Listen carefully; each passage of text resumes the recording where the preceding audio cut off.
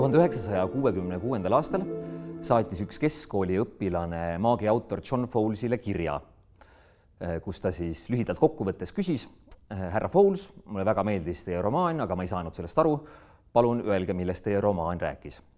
Ja John Fowles vastas sellele kirjale, mis on üsna haruldane, sellepärast et tavaliselt ta ei tahtnud rääkida oma romaanide sisust, neid kuidagi avada, selgitada mingisuguseid mõtteid või neid kuidagi laiendada.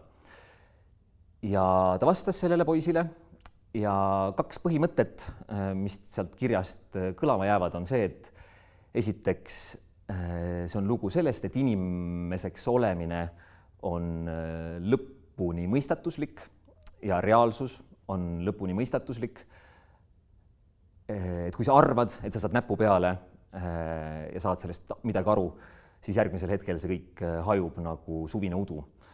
Ja teine mõte, mis ta seal kirjas välja tõi, on see, et inimene peaks elama ja tegutsema nii, et ta on inimlik kõikide teiste inimeste suhtes. Ja ma loodan, et need kaks mõtet on ka selles lavastuses olemas ja jõuavad mingil moel vaatajani.